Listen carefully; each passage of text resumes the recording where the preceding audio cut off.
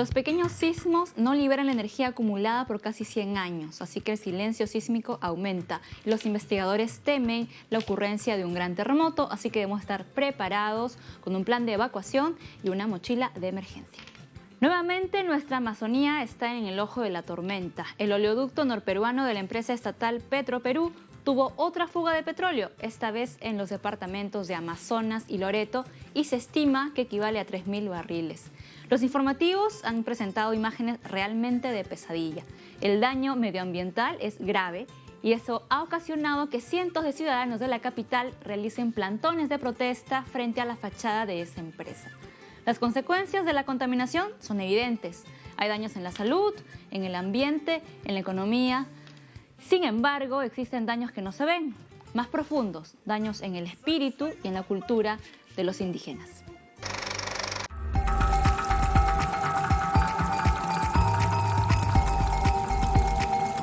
Roger, las imágenes que se han propalado en diversos dominicales dan cuenta del desastre medioambiental que ha producido en nuestra Amazonía la fuga de petróleo del oleoducto norperuano de Petroperú. Lo que no se aprecia es el impacto cultural o espiritual.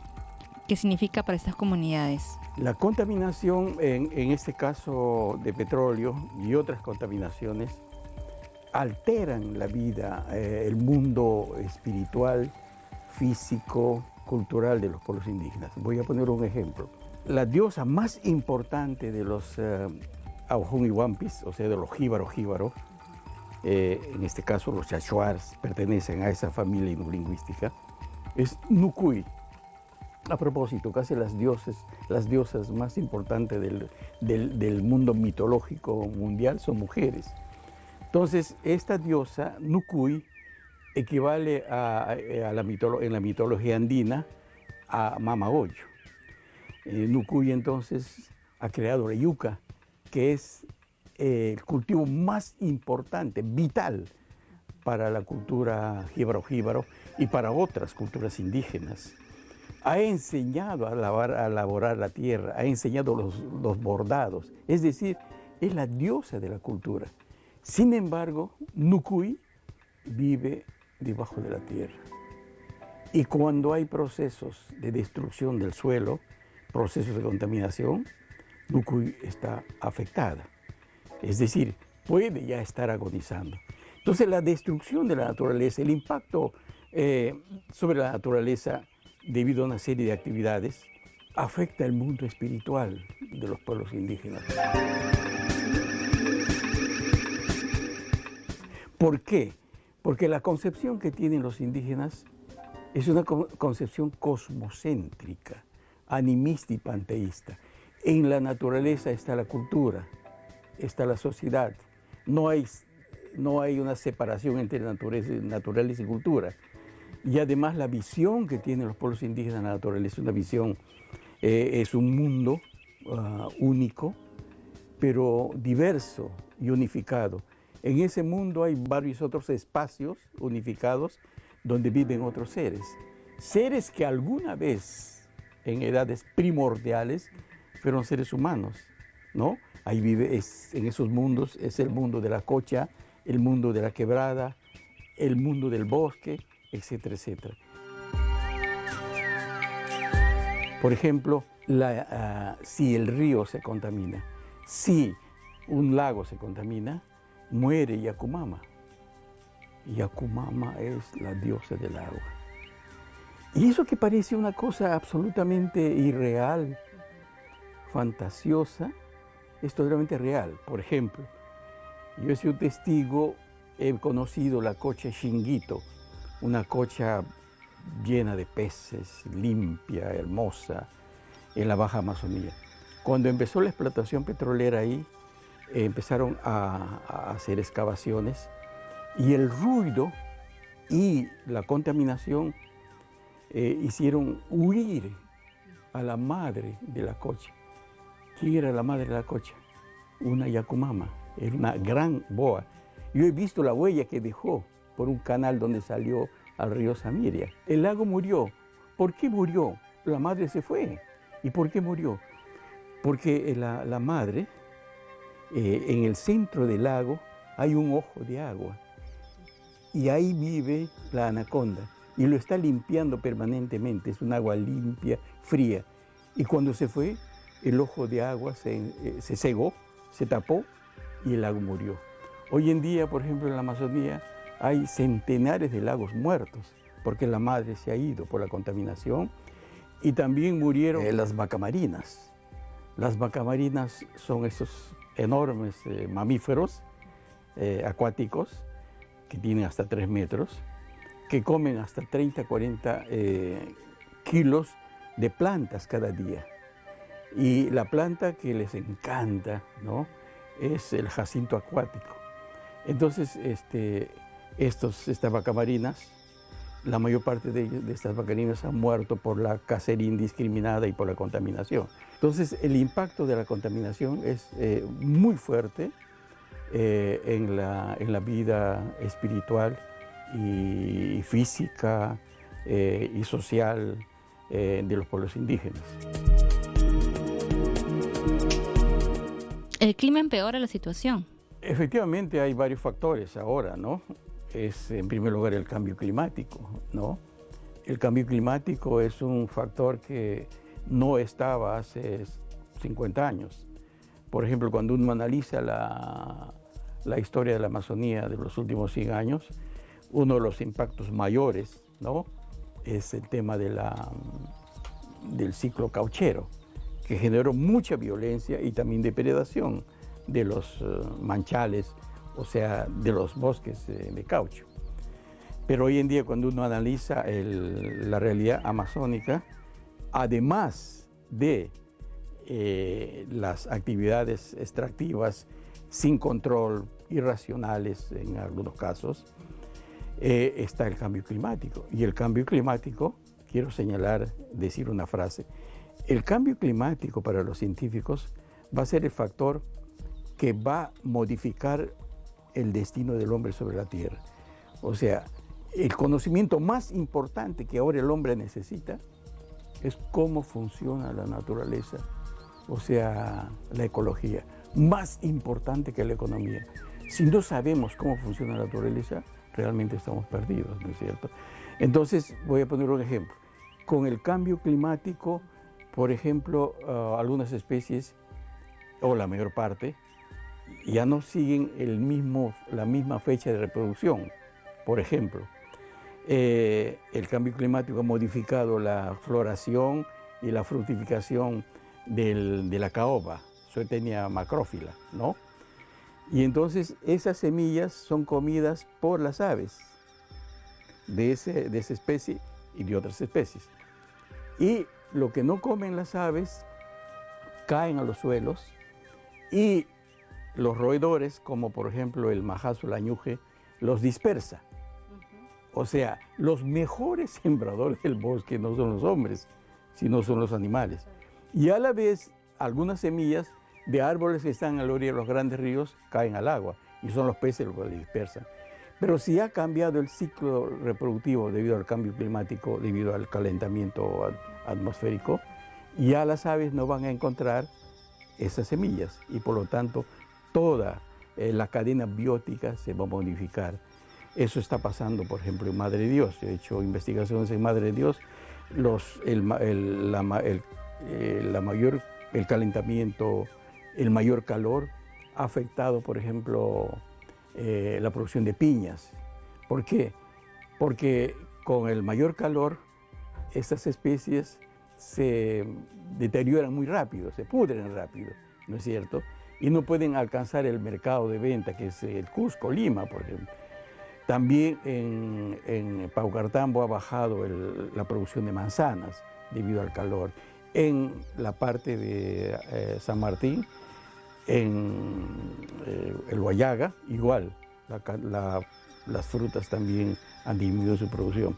A eso entonces hay que agregarle la contaminación, o sea, los impactos que tiene la contaminación petrolera, del narcotráfico, del gas, la tala indiscriminada de los bosques, etcétera, que afecta en general todito el funcionamiento de la naturaleza.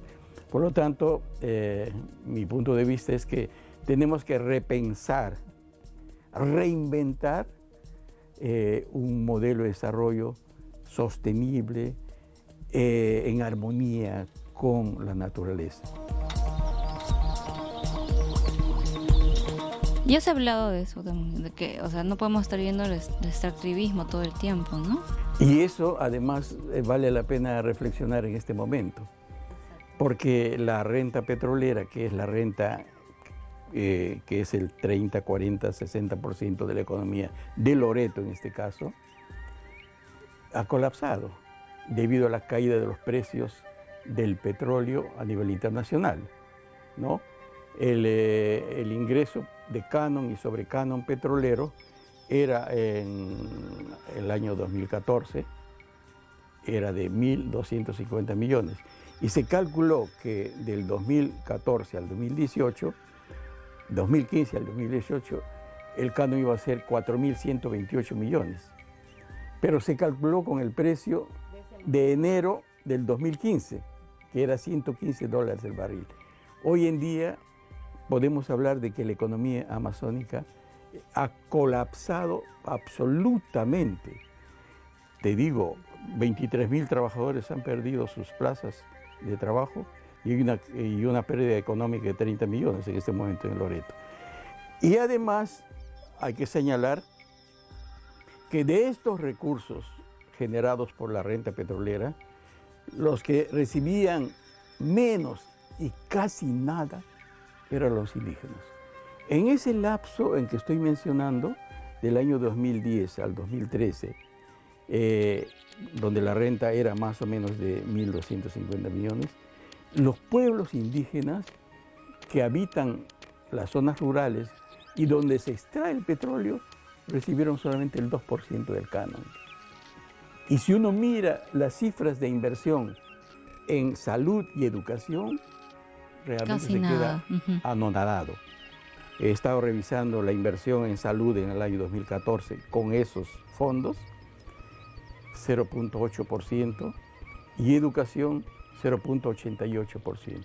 Es decir, ese dinero no ha servido para generar desarrollo social en los pueblos indígenas y tampoco un poco menos en las ciudades, ¿no es cierto? En consecuencia, a estas alturas y teniendo a la vista este drama del río Chiriaco, luego del Morona y otros más, hay que señalar que se necesita una refundación, una reingeniería, una reinvención del desarrollo de la Amazonía. Y esto pasa, es una sola palabra, ¿no? Que es una diversificación productiva. Una región tan rica. Exacto. ¿No? Con tantos productos diferentes. Con tantos productos, plantas, 2.000 especies de peces, 20.000 especies de vegetales, ¿no? Con grandes ríos, o sea, una economía basada en la producción de aceites, de alimentos, de medicamentos. De medicamentos, etcétera, sobre todo. De una pesca bajo manejo. ¿Qué hace falta, Roger? Investigación e inversión y decisión. Así es, y un inmediato plan de diversión productiva, ¿no? A fin de que en este caso Loreto y la Amazonía no solamente viva de la renta petrolera, sino viva de las otras actividades que son sumamente rentables en un mercado internacional. Eso sí, estos recursos de la naturaleza usados sosteniblemente, transformados, ¿no es cierto? Esa es la salida en este momento. No quiero decir que las actividades extractivas no sigan. No estoy diciendo que... Claro, una por otra. Lo que estoy señalando es que en este caso de la actividad petrolera, que se pongan en marcha los sistemas de control, que los estándares ambientales y las normas se apliquen de una manera absolutamente rigurosa, rígida, que las empresas cumplan esas normas, lo cumplen en sus países de origen, pero no lo cumplen acá, que el Estado sea muy firme en ese sentido. Ok, Roger, muchas gracias. Gracias también.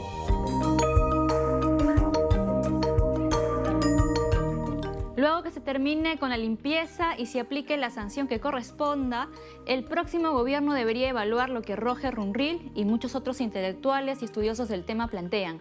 Nuestro país, tan rico en biodiversidad, debería diversificar su economía y no solo depender de un recurso no renovable como el petróleo. Vamos a una pausa y volvemos con un último adiós al poeta Eduardo Chirinos.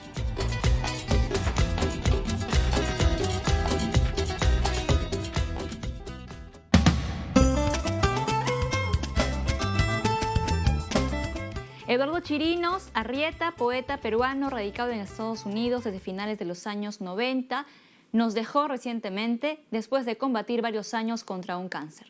Fue uno de los poetas más prolíficos de su generación, la generación de los 80. En 2001, su libro Breve Historia de la Música mereció el premio Casa de América Americana Innovadora, y Mientras el Lobo está, obtuvo el galardón de poesía Generación del 27 en Málaga 2009. Aquí tenemos una nota con él.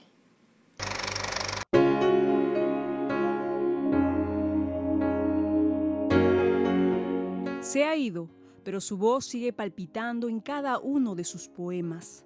Camina de puntas el equilibrista de Bayard Street. Evita el abismo la mirada y arranca de cuajo toda pretensión. Se ha ido, pero su mirada sigue presente en cada una de sus creaciones. La palabra es proliferación. Donde se oculta la rosa, hay proliferación. Donde se tiñe la sangre, hay proliferación. Donde pulula el miedo, hay proliferación. Donde se alquilan películas mudas, hay proliferación. Un niño juega en la... Se ha ido, pero su esencia aún permanece fresca en cada letra suya. Una iglesia presbiteriana es el orgullo de Bayard Street. Fue construida a principios de siglo y tiene torre, campanario. Fija la mirada, avanza hacia la iglesia, el equilibrista de Bayard Street. Su esposa ha preparado una pierna de pollo, ensalada de tomates y un plato de lentejas. Con suerte, harán el amor esta noche y tendrán un instante de feroz alegría.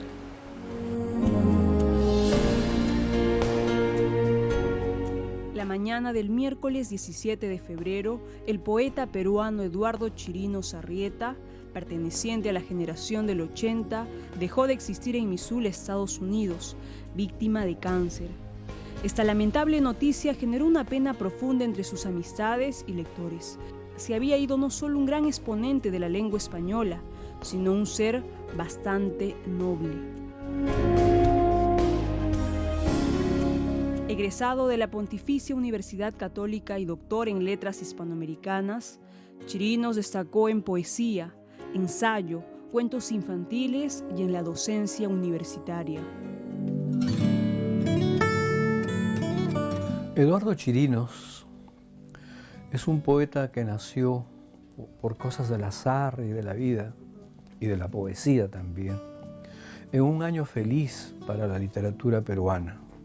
Nació en 1960, es decir, cuando Javier Heró, Antonio Cisneros, Luis Hernández y otros poetas de la llamada generación del 60 estaban empezando a publicar sus primeros libros. Que las primeras lecturas de Eduardo Chirinos fueron dentro de la tradición de la poesía peruana. Anterior al 60 hay que recordar los nombres de Vallejo, de Westphalen, de Moro, de Eyelson y de los poetas del 60. Todos ellos forman parte de su periodo formativo, de su riqueza, de la plasticidad de su lenguaje, de su escritura y sus formas discursivas tan amplias que luego se van a desarrollar. Eduardo tuvo muchas cualidades como poeta, una poesía muy melódica, muy sabia, muy profunda, muy nutrida de la experiencia de sus lecturas que eran vastas, pero además fue un excelente profesor. Alguna vez estuve con él en clase, alguna vez lo invité incluso a dar algunas charlas a mis alumnos, Lo invité incluso una vez para que fuera profesor en la universidad donde yo enseñaba una maestría de literatura infantil. Fue también un excelente ensayista. Sus trabajos de investigación publicados por las editoriales más importantes dan fe de eso. Fue también un excelente prosista, porque algunos de sus poemas fueron escritos en prosa, o su anuario mínimo, que es una suerte de compendio de memorias, también creo que es un prodigio de buena escritura. Y también fue una faceta tardía y un poco insólita en él, para quienes no lo conocían, fue la de escritor para niños. Escribió algunos relatos infantiles. Inició su carrera desde muy joven. Sus primeros poemarios fueron cuadernos de Horacio Morel, crónicas de un ocioso y archivo de huellas digitales. Chirinos, a los 19, 20 años, cuando estudiaba en la Católica, llegó una tarde al taller de poesía de San Marcos, que yo en ese entonces conducía con Marco Martos. Y llegó en la compañía de otro joven poeta que también estudiaba en San Marcos y en la Católica, José Antonio Mazzotti. Y nuestras sesiones eran los días viernes, y de rato en rato, esporádicamente, Eduardo caía al taller de poesía, más que nada en búsquedas, inquietudes de poetas, para conversar con ellos, con los de su generación. En particular, Cuaderno de Horacio Morel, que es un libro que me encanta, me parece un libro precioso, me parece un libro que funda me atrevería a decir, un nuevo tipo de poesía en el Perú, y que además fue un punto de partida privilegiado para Eduardo, porque él, en gran medida, toda su producción posterior ha sido un proceso de alimentación de ese primer libro, ¿no?, que marcó la música de su verso, la sabiduría de su dicción, ese sentido del humor que no llegaba a ser ironía, le faltaba un poco de filo para ser ironía, tenía un sentido del humor blanco, que jugaba con la tradición literaria, con la tradición cultural. Ya esas líneas se manifiestan en el primer libro. A su labor como autor se le suma su desempeño como periodista cultural en La Prensa y La República, faceta que le permitió entablar relación con diversos escritores, entre ellos Jorge Eslava. Él me hizo una entrevista cuando era periodista en el diario La Prensa. Yo acababa de ganar un premio de poesía y fue una entrevista muy cordial, incluso con algunos momentos divertidos, pero no llegamos a ser amigos sino hasta el año 86, que por casualidad nos encontramos en una calle principal de Madrid. Ambos estábamos becados, no sabíamos mucho de uno y otro. Él había estudiado en la Católica, yo en San Marcos, y ese encuentro casual nos llevó a compartir un piso en Madrid, vivir un año y compartir, bueno, libros, cine, travesuras. Escribió también el texto teórico La Morada del Silencio y el libro Breve Historia de la Música, con el que ganó el premio Casa de América de Poesía Americana en España. En el 2009 gana el premio Poesía Generación del 27 en Málaga por su poemario Mientras el lobo está. Yo creo que el ejercicio poético de Eduardo Chirinos ha hecho, por un lado, reafirmar la tradición de la poesía peruana, la riqueza de la poesía peruana. ¿Por qué?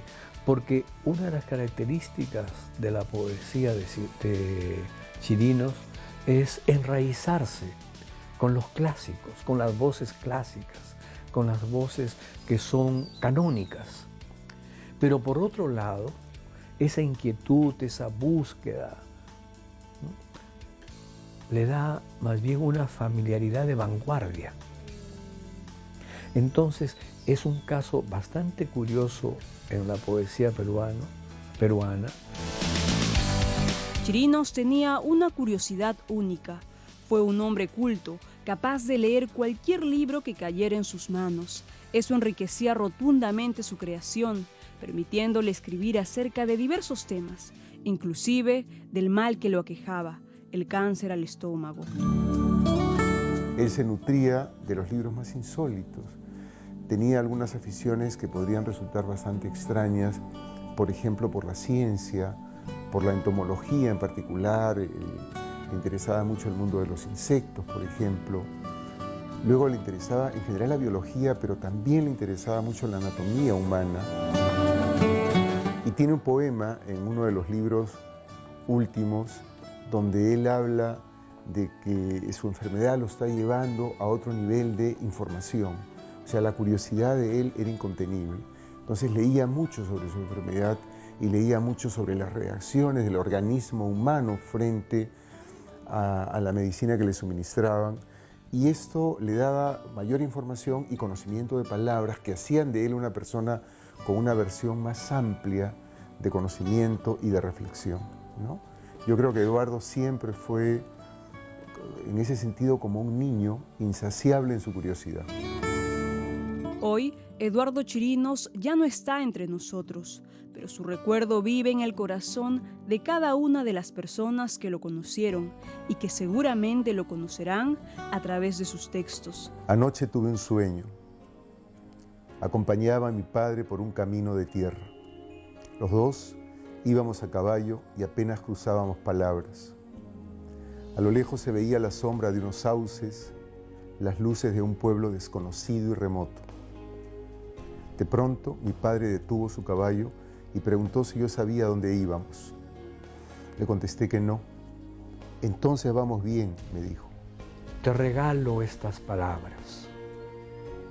El mar dijo en ellas lo que tenía que decir.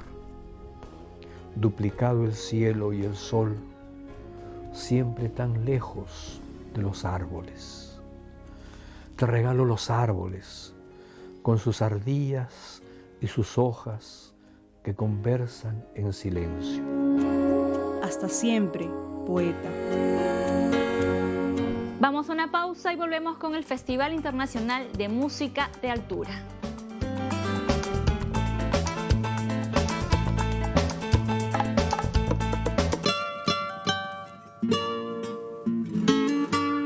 Y ahora en nuestro bloque musical tenemos dos invitados especiales. Está Liana Cisneros, que es directora del Festival Internacional de Música de Alturas, y Manuel Chaprao, que es músico que va a inaugurar este festival. Liana, cuéntanos, ¿qué de especial tiene la música de montaña? Creo que todas las montañas comparten una misma cosmovisión. Viven frente a las montañas, viven frente a los elementos más básicos como seres humanos, pero que son esenciales, ¿no es cierto? Entonces todo eso crea un contexto, crea una cosmovisión que lleva a hacer que la música de montañas, la música de alturas, tenga esa característica, ¿no? Y es una música que llega profundamente al alma, ¿no? Entonces es eso que nos mueve. Manuel, tú eres el protagonista, el que ejecuta la música de la montaña. ¿Cómo la percibes tú? Yo vengo de las montañas, de manera que efectivamente, como dice Liana, es la expresión, la música de la tierra, es el sonido del alma, y a través de esta música de montañas, hablan los habitantes de esas alturas y también hablan los ríos, los manantiales, y en mi caso, por ejemplo, el lichu, la paja brava jugando con los vientos, ¿no? Tiene un sonido especial, ¿no? Así es, y los insectos y los pajarillos de mil colores. Cuéntanos de este festival, Liana, que hay una convocatoria de diferentes países. ¿Cómo ha sido la llegada a eso? Bueno, hay diferentes equipos.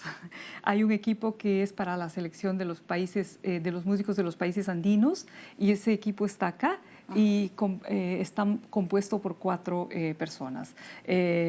está desde el maestro Leo Casas, está el director del Instituto Francés de Estudios Andinos, Gerard Borras, está un periodista conocido que tiene un programa de radio también sobre música, Carlos Flores Ledesma, y yo. Somos los 4 que decidimos. La convocatoria se hizo a principios de año y ha tomado un poco de tiempo para ir encontrando a los músicos que pueden tener el perfil para el festival, ¿no? En el caso de Europa tenemos el lujo, además de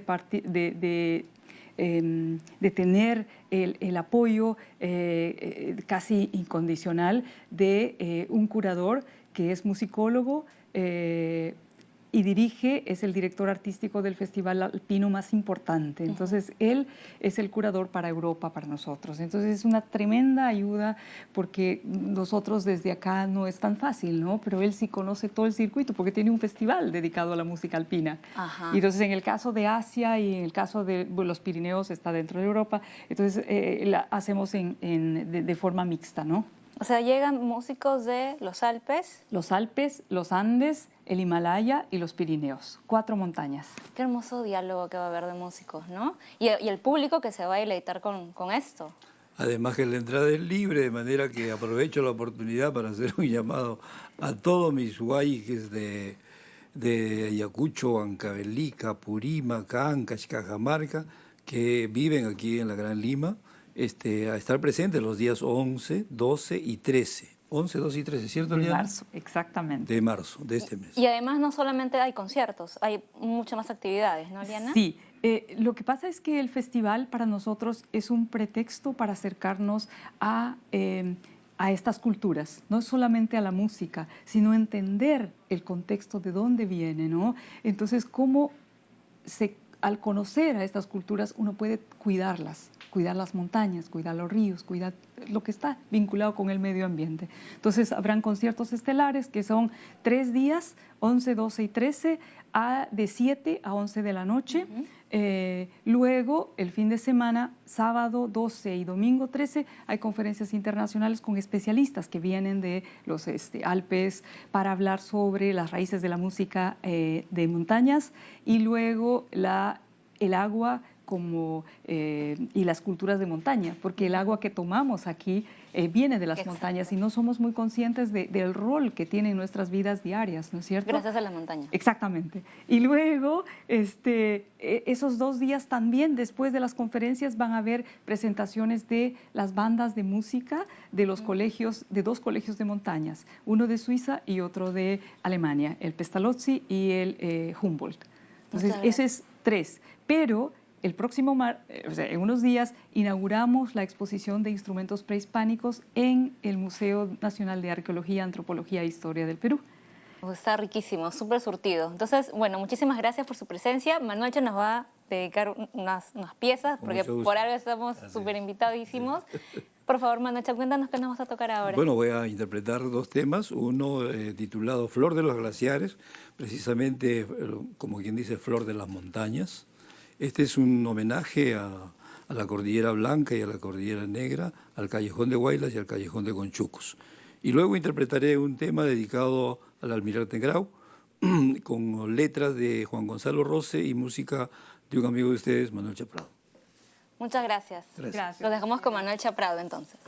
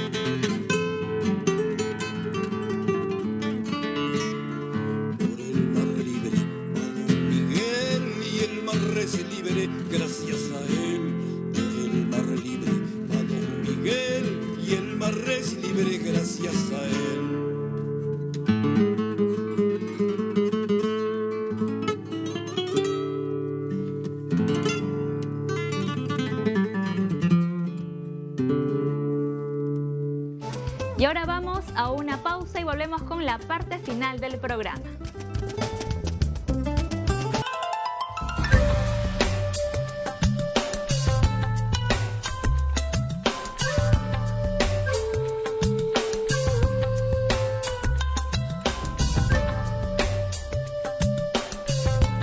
el Centro Cultural Ricardo Palma de Miraflores se presenta Equipaje Acompañado, de Jorge Castilla Bambarén. La nota de prensa dice: la pintura de Castilla Bambarén es más compleja y variada de lo que mucha gente supone.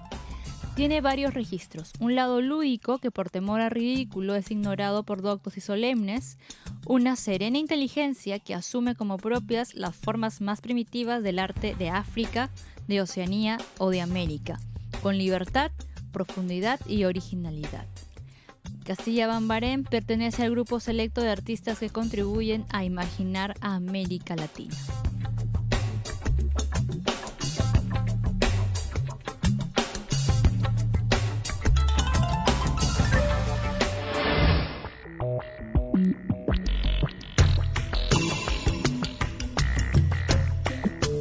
En otra sala del Centro Cultural Ricardo Palma se presenta Vintage, primera individual de Christian Jova. La muestra, trabajada en vectores, retrata a superhéroes de cómics, íconos del criollismo y diagramaciones de campañas en contra del maltrato hacia la mujer, los niños y los animales. Christian es egresado de la carrera de publicidad en la Universidad Inca Garcilaso de la Vega, diseñador y artista gráfico.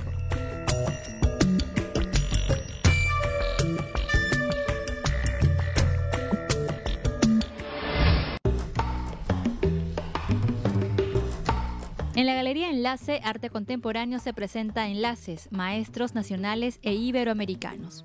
Exposición colectiva que cuenta con un grupo de obras de destacados artistas. En la primera sala encontramos una sólida selección de fotografías en general de gran formato, de artistas iberoamericanos como Pablo Genovés, José María Mellado, Ángel Marcos y Jorge Miño. En cuanto a pintura y escultura se hallan presentes obras de los artistas cubanos Enrique Baster, José Bedia, Luis Antonio Espinosa, Carlos Esteves y Roberto González. Ignacio Iturria del Uruguay y Claudio Gallina y Martín Ruinig de la Argentina, entre otros. Las obras presentadas en la muestra están ejecutadas en diversas técnicas y formatos, evidenciando diversidad de estilos, temas y líneas expositivas. Esta muestra acerca al público peruano a la producción plástica local e iberoamericana en general, la cual descubre en varios casos trasfondos, inquietudes y denominadores análogos y hasta comunes.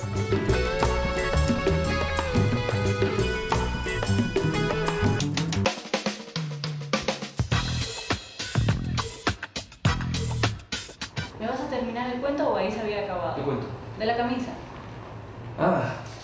Esta señora simplemente no entendía por qué yo seguía molesto. Me decía, pero si es un botón, joven. Además, en nuestro reglamento no dice nada sobre los botones. ¿Sabe qué? Mejor hable con el dueño, yo no puedo hacer nada. Hasta seguro le hacen un descuento. Lima vuelve a vivir la experiencia del microteatro. El título de este mes es Por lo que más quieras, temática alusiva al mes del amor, febrero, en la que se celebra el Día de San Valentín. Y es para preocuparse, ¿no crees? Un lapsus, Lita, es algo normal. No me digas Lita, y no es normal. Tanto te puede trastornar la vida de un botón, dirigida por Miguel Ángel Mulet y Olivia Manrufo. La historia es acerca de Alicia y Pedro, que han reservado una mesa en un restaurante japonés para cenar. Sin embargo, ambos saben que no tienen nada que celebrar. Además, ¿cuánto será ese descuento? 35 céntimos. ¿Sabes lo que me dice? No sé, eso no se lo puedo asegurar. ¿Piensas bañarte de lejía o quieres echarle lejía a la profesora? Yo no he criado una delincuente, ¿ah? No, mamá. No voy a bañar a la profesora en lejía y tampoco me voy a bañar en lejía. Soy negra y eso no lo quiero cambiar. No permitas que nadie te haga sentir inferior. Una mañana cualquiera, dirigida por Jimena del Sante. La obra es una comedia basada en hechos testimoniales que transcurren en el recuerdo de África, una mujer afroperuana. Entre risas, penas y recuerdos nos llevará a un viaje hacia lo que es crecer y aceptarse dentro de una sociedad racista. Una mañana tu papá te dejó, yo fui a recogerte en la tarde y detrás de nosotros vino corriendo la profesora. Señora. Esto es el contrato. No, es un recibo. No hay contrato, fue lo que acordamos. Ahí está el monto y lo que usted va a recibir a cambio.